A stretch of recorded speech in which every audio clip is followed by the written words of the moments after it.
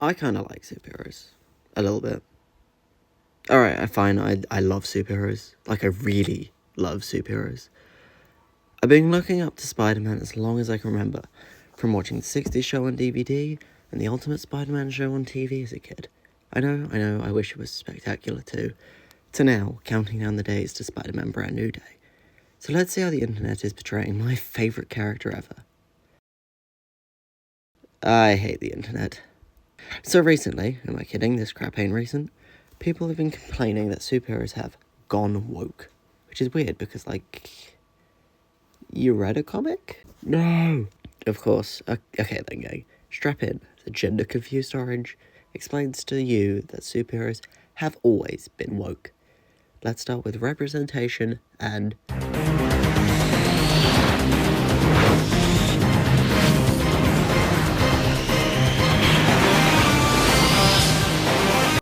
the X-Men. Wolverine's team of men he hates and teenage girls he sleeps with. Wait, no, that's just the old X-Men movies, the Fox ones. That's my bad, gang. But the X-Men themselves, they're all woke. All of them. I've put together a little list of a few characters, and this is very few, and I just to illustrate my point, Professor X is paraplegic, Storm is a black woman, which in the 1970s, when Storm was originally, like, first released, that was unusual to portray a black woman as powerfully as she was. I'm sure there were some iffy things about those comics, but it's still pretty surprising. Magneto is a Holocaust survivor and, Jewish, which I do count Magneto as part of the X-Men team. If, like, mutants generally are just a symbol for marginalized groups, generally. Mice-Man is gay, granted this is more a recent thing, in 2015, I think it was. Magic and Cute Pride have something going on, so, I don't think it's canon that either of them are bi or a lesbian, but, that's there. Gambit speaks French. Wolverine has PTSD, and I think he has some stuff else. No, he does have some stuff outside of mental health that I will get to later when I talk about a future section. Not to mention the abundance of other POC and queer rap among the many, many, many X-Men members. I think Morph has in X-Men 97 has some heavy trans allegories in his story. It'd be so easy for me to go into depth about all of these different characters, but frankly, for now I value your sanity. My info dumps will get worse as time goes on. So, not to mention that most X-Men stories being political commentaries and then being an allegory for press groups just generally. Like, one of their main villains, Senator Kelly, is a politician, which, pretty woke given, current events. And for you guys saying that it's only the X-Men, no, you see that there's a decent amount of the video left. Surely you... Disability-wise, there's a lot.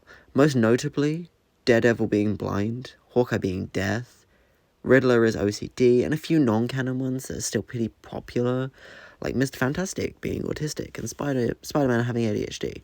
Again, last two, not canon, but I like them, so I'm going to mention them. We also see a lot of queer characters a fair bit in comics, with Harley Quinn, Poison Ivy, Batwoman, Valkyrie, Tim Drake's Robin being bi, and probably more. The Harley Quinn, Poison Ivy one especially has a lot of interesting history, where in the original Batman the Animated Series, which is where Harley Quinn debuted, she has as much episodes focusing on her and Harley Quinn's friendship as she does focusing on her and Joker's relationship. And a lot of her comics tend to be just after her relationship with Joker ends and more focused on her thing with Ivy, which I think is interesting. In my heart, Gambit is bisexual, but it's not canon. Still, he belongs with his wife Rogue. I love them. But what about characters that would support anti-woke ideology and right-wing politics? Like, what about... Homelander, it's parody. Sorry, bud. Homelander follows a trope in media that I affectionately refer to as the evil Superman trope. And you've definitely seen it before. In films like Megamind with Titan, shows like with Omni-Man, Conquest, and like all of the variants, Bizarro. Hell, even Superman did it himself in the Snyder films. So why would I pick Homelander specifically to talk about? Simple. He's a hero you're meant to dislike. The rest of these characters are either fully villains, morally ambiguous, or just poorly written. Snyder's Superman is something else. Homelander is an asshole, a narcissist, and just generally a big ol' meanie. You're not meant to look up to the guy who's a government pawn, who encourages people to jump off buildings, and deafens a guy who relies on his hearing. Though he does share a hatred of sea-based heroes. Fuck Aquaman, fuck Namor. So let's look at some, quote, woke superhero projects recently.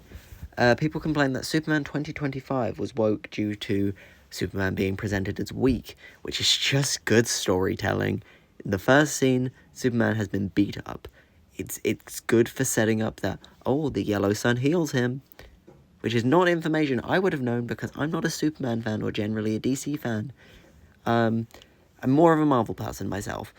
And then also the whole conflict around the film surrounding a war that, like in the Middle East, that could definitely, almost absolutely be supposed to be mirroring current real world events with certain countries, because also it was flagged as woke because Superman is portrayed as an immigrant, which am I missing something? He literally is an asylum seeker.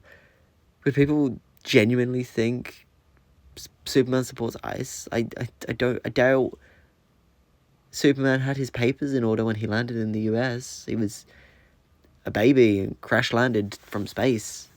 Fine. What about the Fantastic Four? First Steps. That was woke too. Oh, because they gender swapped the Silver Surfer, but they didn't. They used a variant of the character in an alternate universe. Like, this is not the main Earth 19999999. There's too many nines. Like, they can still use Nora and Rad in the MCU, like in the main MCU universe. Like, this is the thing they can do. Oh, and people, Critical Drinker, said that the film contained girl bosses, which, oh no, one of the main Fantastic Four members, the Invisible Woman, is a competent character in the film.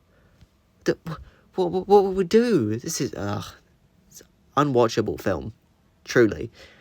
I really like Fantastic Four for its genuine love of the source material and just being one of the most comic accurate films we've seen in a while, especially for the Fantastic Four.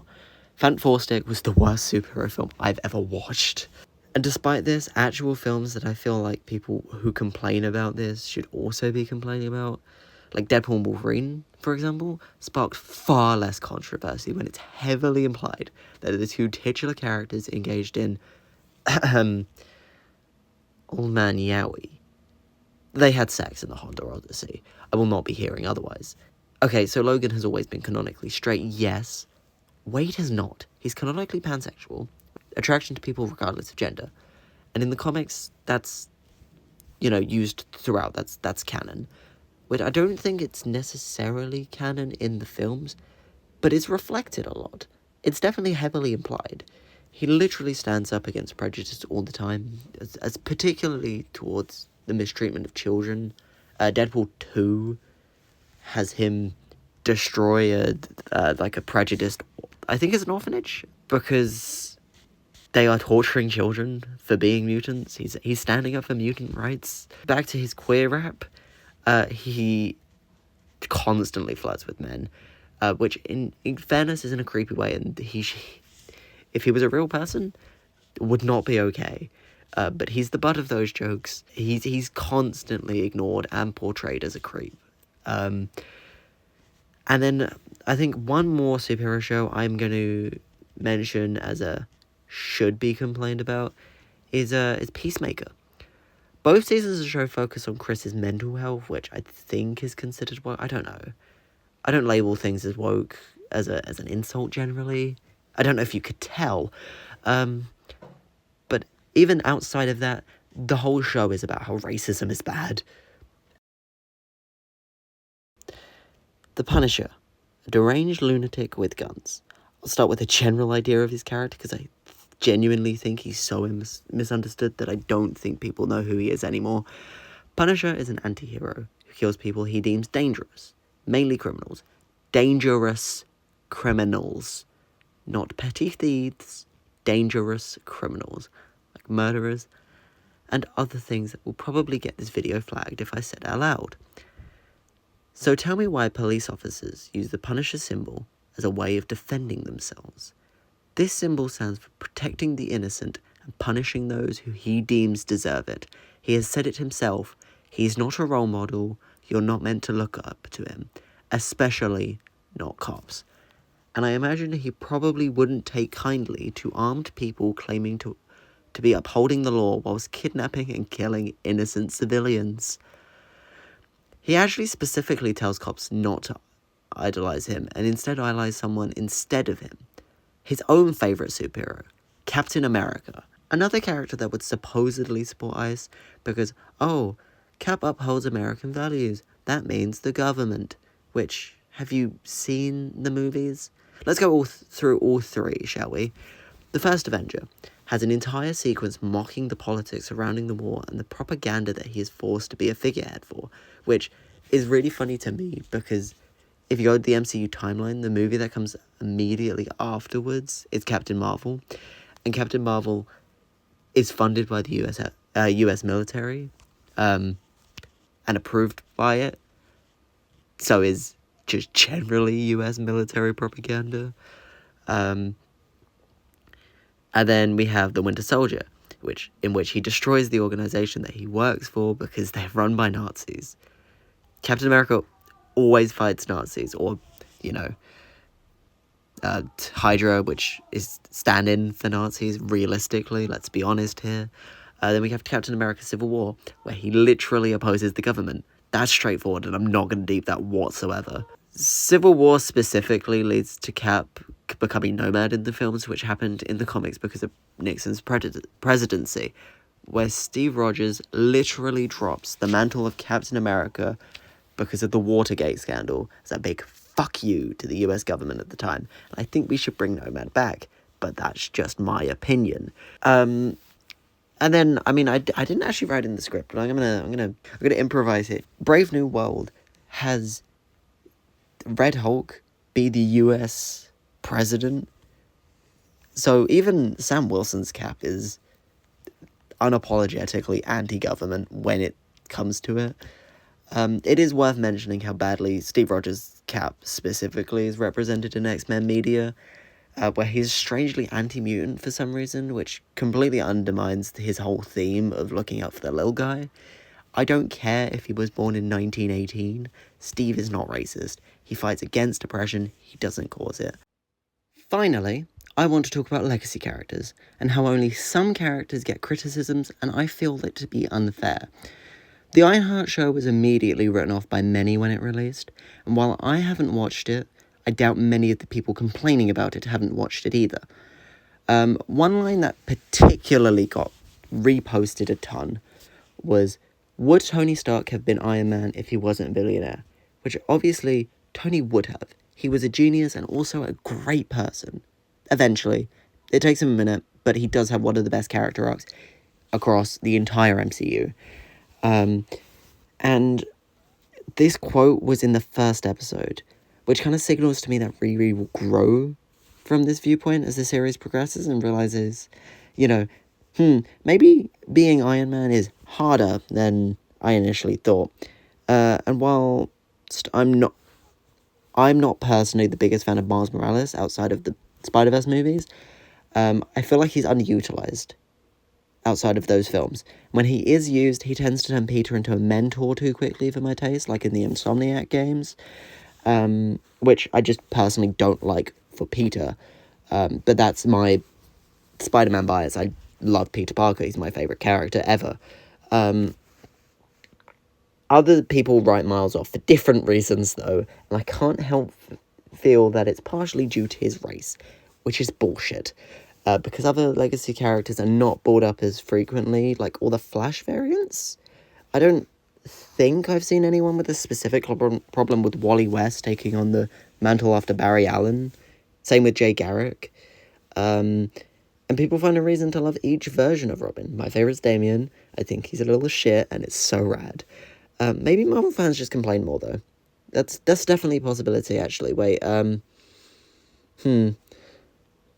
Anyways, this has been my video essay, rant, thing, about superheroes and wokeness. I want to thank a few friends for helping with this. First, my friend Avery, who partially helped write this essay. And secondly, Helios and Goldish, my wife, for nagging me to finish this. I hope you all enjoyed this, and I'm sure it's all fully structured, but I had fun. And it's my first one, so feedback is much appreciated.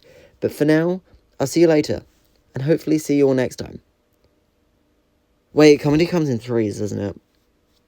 I only did 2 of them. Joke. That should cover it.